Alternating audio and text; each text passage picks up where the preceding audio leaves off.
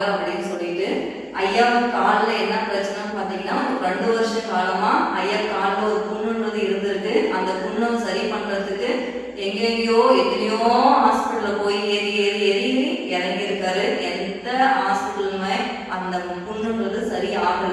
காலுன்றது அவ்வளோ பெருசு வீங்கி எங்கேயும் நடக்க முடியாத சூழ்நிலையில தான் அவர் இருந்திருக்காரு.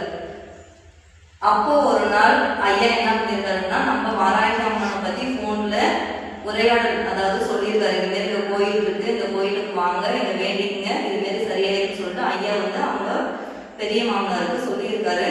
ஆனா அவர் கால் அப்படி இருக்கிற சூழ்நிலையில அவர் எங்கேயுமே போக முடியல. அதனால வீடியோ கால்ல அம்மாவை காமிச்சிருக்காங்க. இவர் வீடியோ கால்ல அம்மாவை பார்த்துருக்காங்க. தண்ணி குளிச்சுட்டு வந்து அதே ஈரத்தோட வீடியோ கால், அதாவது போன் மூலயமா வீடியோ காலில் பேசியிருக்காங்க.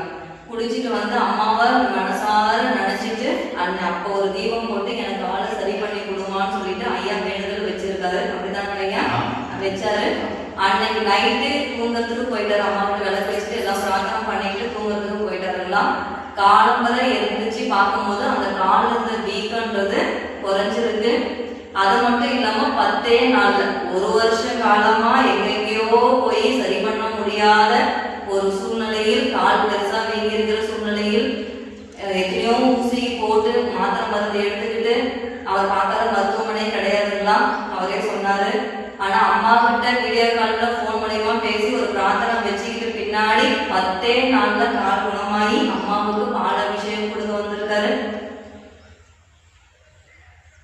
அவரோட இன்னும் ஆரோக்கியமா எந்த